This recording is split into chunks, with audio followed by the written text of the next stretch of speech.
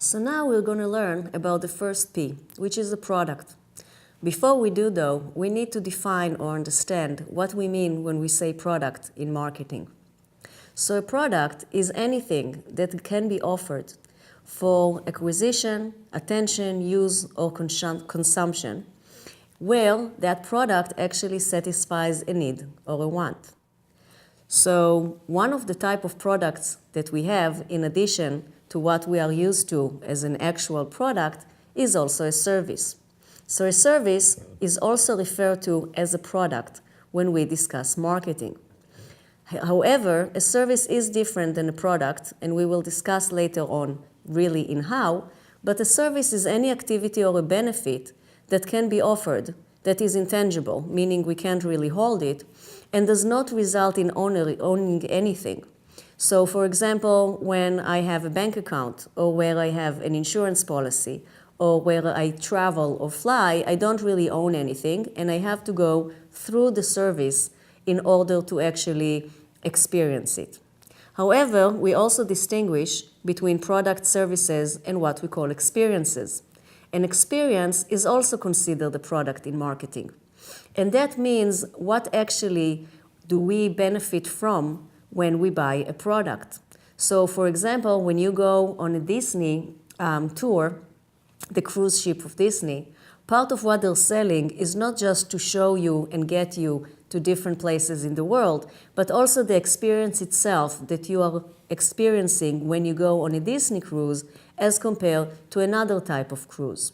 American Girl dolls are also part of the experience process, where the idea is that it's not just about getting the doll at the end, but it's also about the experience of finding it, making sure that it looks like you, buying the right clothes, and so forth.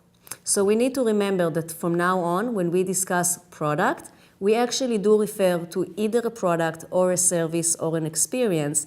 Everything we will talk about in this module actually applies to all three of them. So let's try to discuss first what are the levels that every product or service has.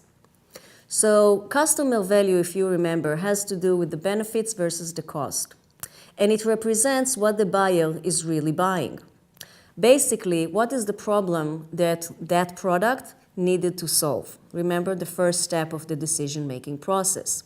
So if we look at this diagram, the first thing that we want to look at is the core customer value. The core customer value is the reason why I'm actually buying a product. So let's say if we go back to our Gucci bag example, if I buy a Gucci bag, does the real reason I'm buying it is because I need a bag to carry my stuff? Or is it because I want it for the social benefit, where other people will see that I own a Gucci bag, and whatever social interpretation comes with that ownership? So this is what we mean when we say core customer value. And that is the real reason why people buy products. The next layer, or the next level, is the actual product. The actual product will be the product itself.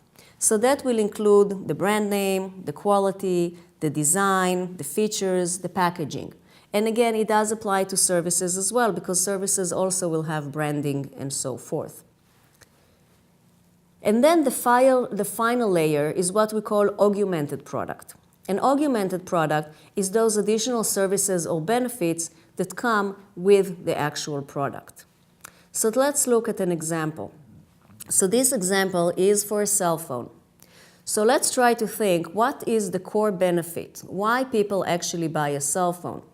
So obviously the main reason is so we can communicate with each other. The other could be, especially with the new smartphones, is that we can surf online. We can check social media, we can check our emails, we can work. Another benefit that has been developed with the cell phone is taking pictures. So we don't need a camera anymore. We can organize our work life and social lives by keeping a calendar, and so forth. So this is really the core benefit. Now, the reason it's so important to understand is that if someone will come up with another device that actually does those things, the cell phone will become obsolete. So it doesn't have to be a phone. Maybe we will have some other technology that will allow us to communicate. Next, we will look at the actual product. So in a cell phone example, the actual product will be the style of the phone, how it looks, the design, the brand name, the manufacturer, the size of it, how durable it is, can it hold water, and so forth. And then finally, the augmented part of it will be the customer service. Stores availability. So iPhone, do you go to the Apple store or do you go to your carrier, to Verizon, to AT&T? So those will be the augmented part of a product. And each and every product will have those three layers. Again, product, service, or experience will have these three layers, and a marketer have to take into consideration all these three layers when they market the product. Now, in addition to product, service, and experiences, we also have other ways of categorizing different types of products. For example, some products will be durable and some products will be non-durable. The difference, of course, is that one expires, one has a time limit, and one does not. It has longer shelf life. For example, a TV versus food. So obviously, when we market a durable versus a non-durable, we need to take the time constraint into consideration. We also have a categorization of whether this is a consumer product or an industrial product, like bread versus wheat. Remember, we discussed B2B. So B2B also have their own products, but those products will be treated sometimes differently than consumer products.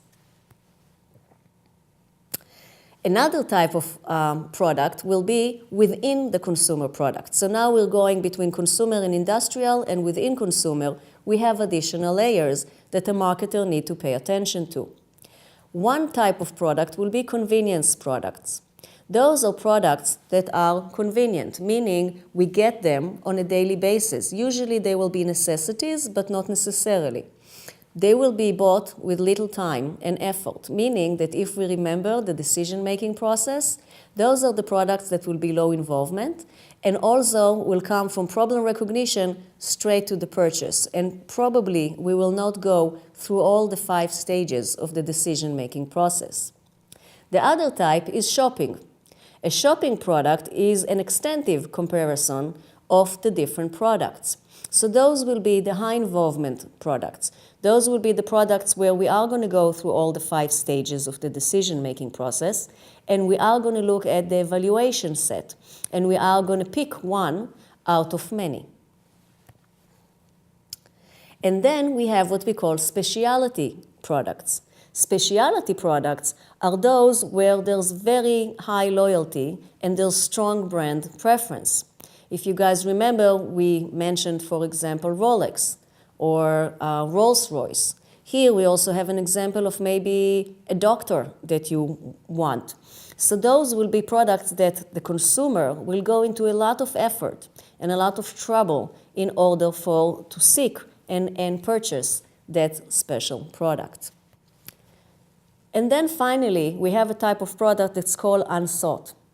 Those are products where consumers actually prefer not to deal with, not because they don't need them, but because maybe they have some negative association.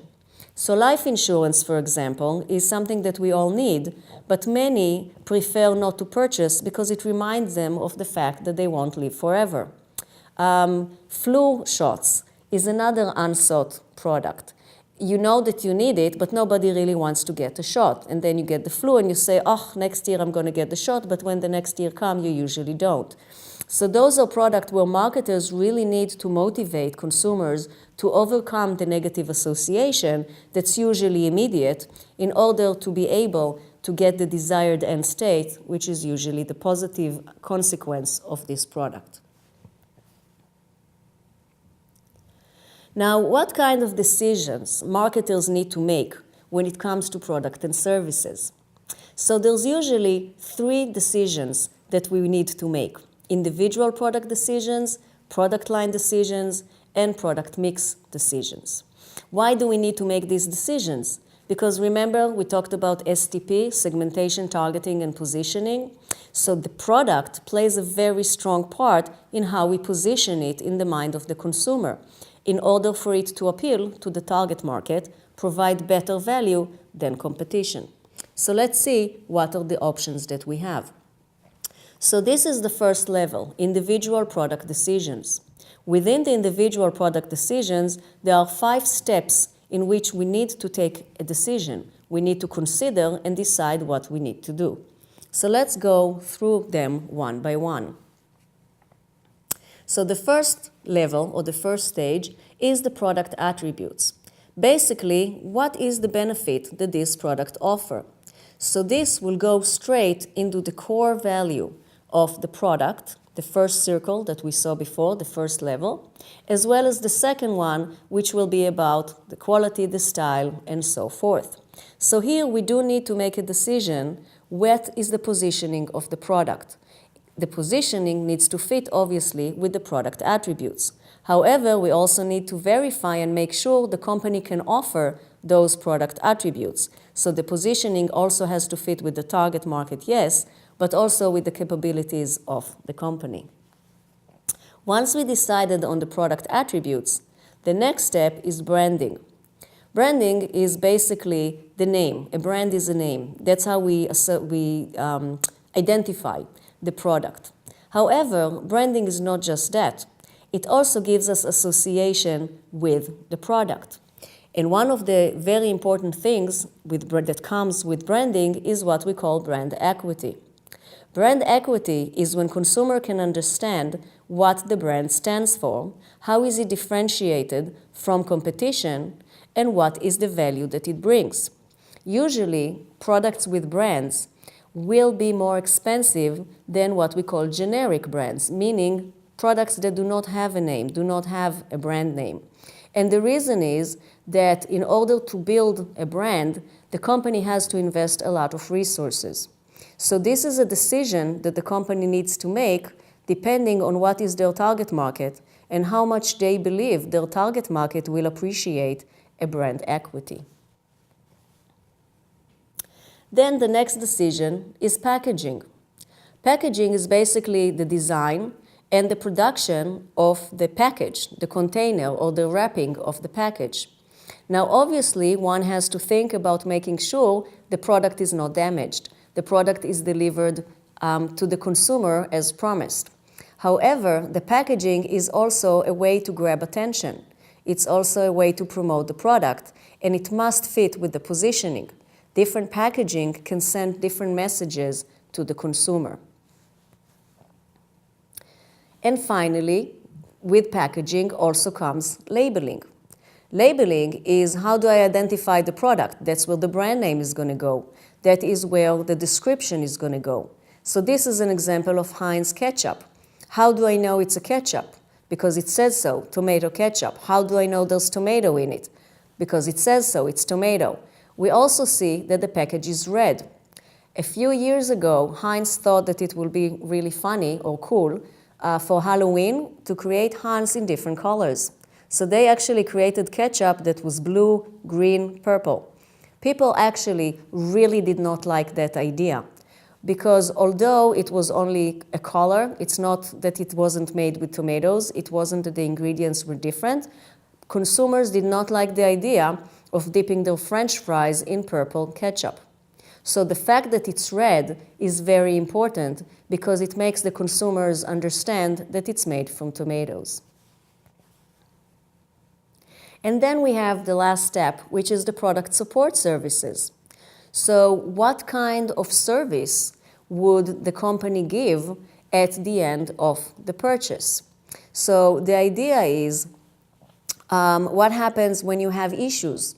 How are you going to support consumers? How are you going to be able to get feedback? And how are you going to be able to improve maybe on your existing product? So, for example, when we make ketchup that's purple, how do we know consumers don't like it even before it goes into the market and before we see a reduction in sales? We want to avoid that, and we want to make sure that we are in touch with our consumer. Today, of course, when we have online opportunities, it's much easier to keep track on how our customers are happy with our product. Then we have the 2 other levels in which we need to make decisions. One is product line and their product line decisions. One is about the product line, The other one is about the product mix. So what is a product line? A product line is a group of products that are closely related. Why are they related? Probably because they satisfy similar needs, so they function in a similar manner.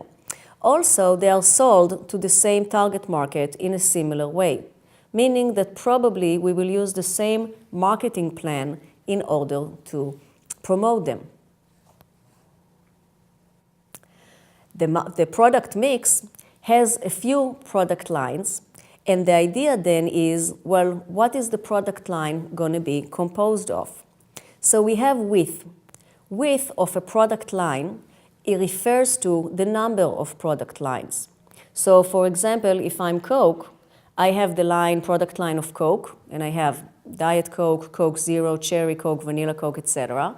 But Coke also have Sprite, and they also have Mountain Dew, and so forth. And each of them have products within those product line. So the length of a product line is the number of items within the product line. So Coke and Diet Coke and Coke Zero, etc., those will be the length of the product line of Coke. And then we have depth. And depth are the number of versions of each item that you have. So for example, do we have Cherry Coke Diet, regular Cherry Coke with a twist of lemon, and so forth. And then the part that we really don't need to take into consideration is how consistent everything is. If the products within the product line are not really similar, one needs to create a new product line. Why? Because again, the product line is supposed to serve the same target market with a very similar marketing strategy. So let's look at a quick example. Procter & Gamble is a big company that have many product lines.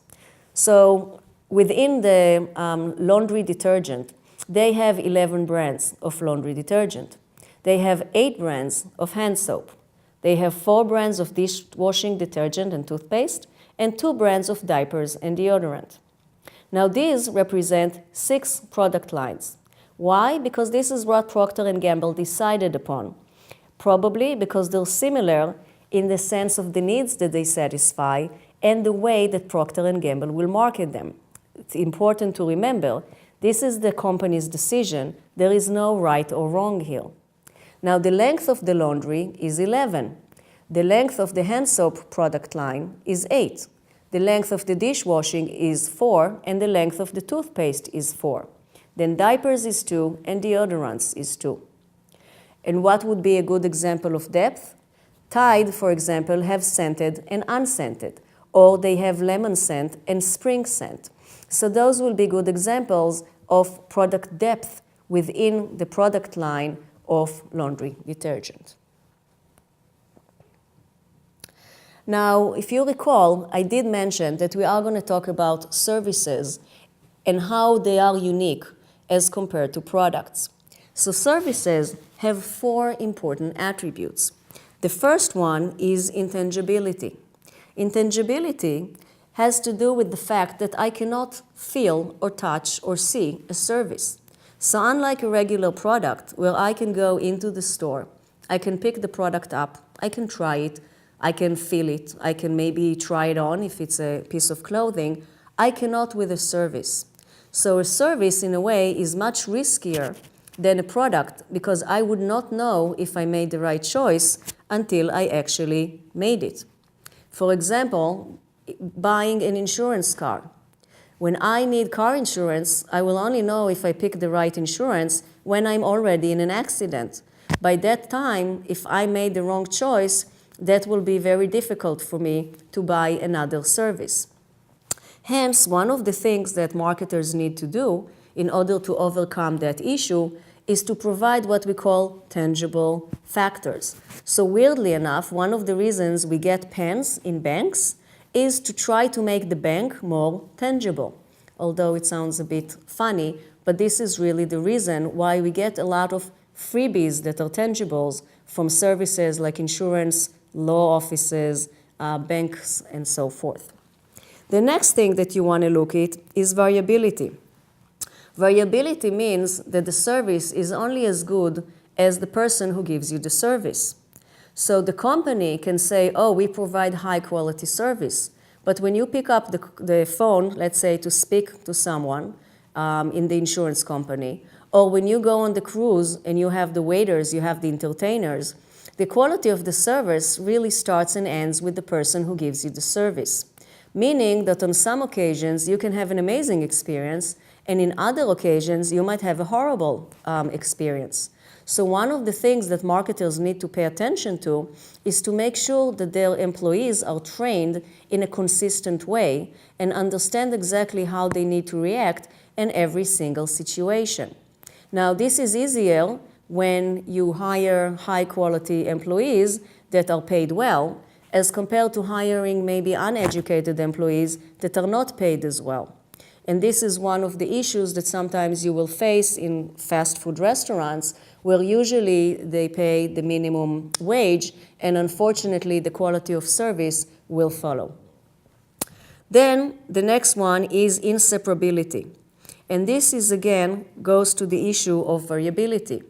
The fact that I got a negative experience because the person I spoke to was not consistent with the company's policy is really irrelevant for the consumer. The consumer identify the service giver with the brand and with the company. They do not separate the company from the person who gave them the service. And then finally, perishability. That is, of course, that the service will start and end, in many cases, whether you purchase it or not. So those, of course, will not apply to life insurance or to automobile insurance, but they will apply to vacations. A cruise will go out in a specific date. A flight will go out in a specific date, regardless of how many people actually purchase the product. This is why when you buy airline tickets, the price fluctuated so much depending on what time you purchase it. Airlines really prefer you to purchase tickets way in advance, because that will reassure them that the plane is not going to leave half empty. Then they will raise the price to sort of penalize you for not buying it in advance. However, if you buy it same day, sometimes you can get amazing deals, especially with vacations, because they prefer to sell it maybe even at a cost price than to have their hotel rooms or airplanes completely empty. The last topic that I want to discuss in relation to this specific section is how does a company know when to add product lines, when to delete product lines, basically how to develop new product lines and invest in existing ones. So there are two tools that marketers use. One is what we call BCG, and the other one is a product market expansion grid. So what is the BCG? The BCG was invented by Boston Consulting Group, which is why we call it the BCG. And basically, it looks at two components. One is the industry growth rate. So that means if I'm in the automobile industry, how much growth has happened last year within this industry? If I'm looking at designer clothes, how much growth has happened within that industry? The other components I'm looking at is relative market share. Relative to whom? Well, my market share relative to competition. So, for example, in some markets, owning 20% of the market share is amazing. In some markets, owning 20% is nothing because we have bigger players that own 50% or maybe 70%. So that's why it must be relative. So we look at the industry growth and we look at the relative market share. And we plug our own products within that diagram. So we will just make like product A will be here, product B will be here, product C will be here. That means that product A relatively had a low market share. However, the growth is very high, meaning we didn't do so well with this product, but there's a lot of potential in the market. If we look here, we do have a high market share, and the market is also growing, so this will be a good product. Now, as you can see, there are titles to these squares. Now, these squares, and it's important to note, are artificial. They are flexible, and they're created by the company. The company will decide what is consistent as low and high, and what is considered as low and high. And these grid lines are really imaginative grid lines that the company creates. So this square, the green one, we will call a question mark. A question mark is a new product where the company just started to invest in. So we are not surprised that it relatively has low market share because most of the market has not yet been aware that the product exists. However, it seems that this product will be wanted and there's a great opportunity. Why do we call it a question mark? Because we don't know where it's going to go. It can actually go down and lose the opportunity and we will never make money out of it. Or it can be a star and it can actually be a successful product. Hence, this is what is a question mark. It is not clear yet where this product is going. If we're looking at stars, stars are those products that are doing very well. They're growing in their market share as well as within the target market. So those will be products that we will want to continue to invest in because those will be the products that will keep us at the top of the market. Then we have what we call cash cows. Cash cows are those products that are no longer growing in the sense of market share, probably because in the life cycle they have reached maturity, meaning anybody in the market who actually wanted to buy the product already bought the product. But the product is doing very well. Why do we call it cash cow? Because this is where we get a lot of money and we don't have to continue to invest a lot of money. We can take this money and invest it in stars and in question mark. So every company wants to have a few cash cows in order to finance the stars and the question mark. And then finally we have the dogs. The dogs are the ones that are not successful. They're losing market share and there's no opportunity for them to succeed. They are what we call in the decline stage of the product life cycle. Now, a dog could be a cash cow that just matured and declined, or it can be a question mark that didn't go very well. Usually with dogs, we will want to delete them and eliminate them from the market. So let's see a quick example. This is a real company. Not really, but let's assume it is. So a real company will plug in their products. Now, if you can see, we have 0, 15, and 30 right here. This means that this is the growth within this specific market. So the top was the growth, the max growth within these markets was 30%. Hence, we decided that 50% will be the middle. When we look here, this is the difference between the larger competitor and us. So we have the largest competitor will be 10 times us, and then we are the least one, not necessarily us, will be only 10%. And hence, we will put 1 in the middle. But again, this is arbitrary and will depend on the company and the situation. Based on this, we plugged our products. So if you can see, product A is right there. It seems like it's doing really well. And it is within the star domain. Hence, the strategy here will be keep on investing because this product seems like it's going to be a nice success for us. Product B, on the other hand, is not clear. Yes, it does fall within the star domain, but it's really, really close to a cash cow. So at this point, the company needs to make a decision. Does it want to invest more money and maybe get it back to be a strong star? Or is it willing to let it go down and becoming a cash cow? Meaning not investing money and actually starting to take money away from product B in order maybe to invest in product A or product F. Now, product F is a question mark. It seems that it's starting to move toward the star. So on one hand, one might say we should invest more money in product F with the hope that it will turn into a star. Then we have product C and product D. The difference between product C and product D is how much they grew within the industry. And we can see that product C is actually doing much better than product D. Product D seems like he's on his way out, and probably we should not invest anymore. Product C, on the other hand, maybe can turn into a question mark. Now here again, the question is, why is product C not doing well? Is it a mature product that declined, or is it a question mark that didn't really took off? And if it didn't take off, then why? If the reason is that maybe promotion wasn't done correctly, or maybe the target market wasn't identified correctly, then we can still save it and turn it into a question mark. If we feel, though, that we did everything correctly and it just was not a success, maybe it's time to divest and take it away. And then finally, we have product E. Product E is within the cash cow domain. However, it seems that it's getting very dangerously into the dog domain. So the question is, do we let it die? Do we let it decline? Or are we willing to invest a bit more to keep it as a strong cash cow? And again, the answer to that will be, well, why is product E starting to move toward the dog? Now, analyzing our products using the BCG is not a perfect way of doing so. So there are a few disadvantages to this type of method.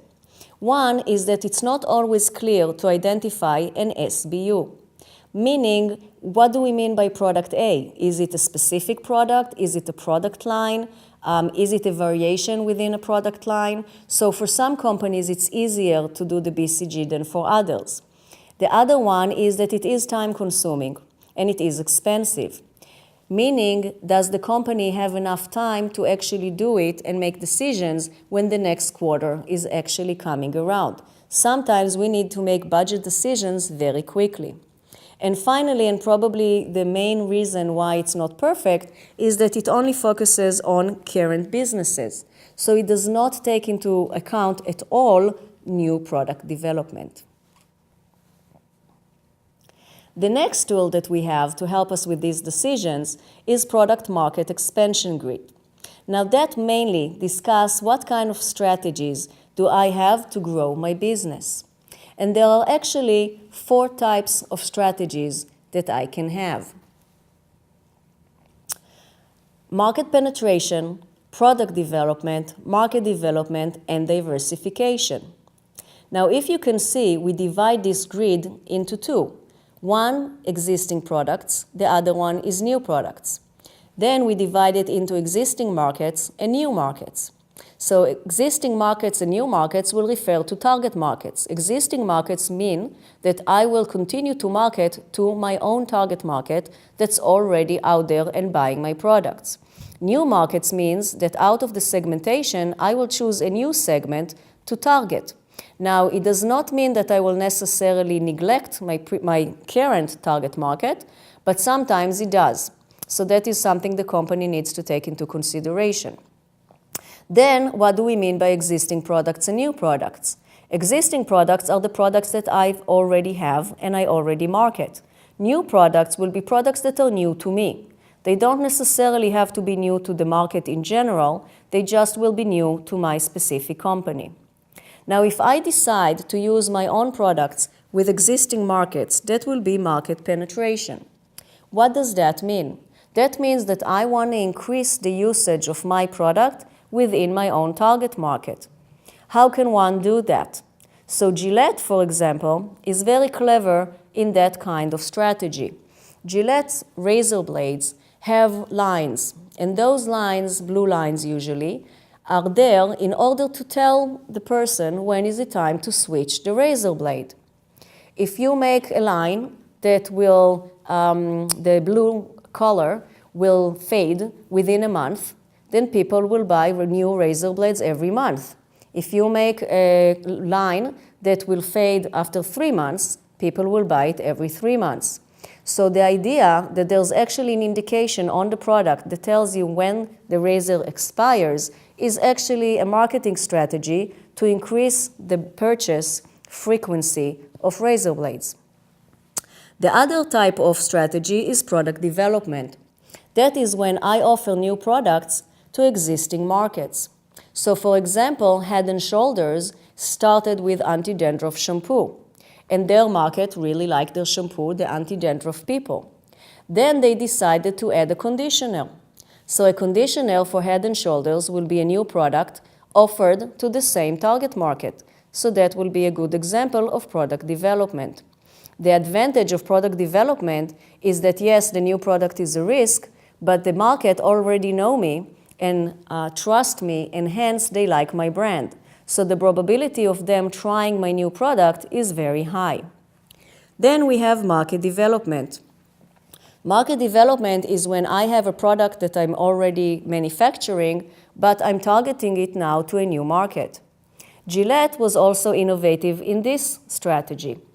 In the 80s, they decided to create a razor that specializes in women.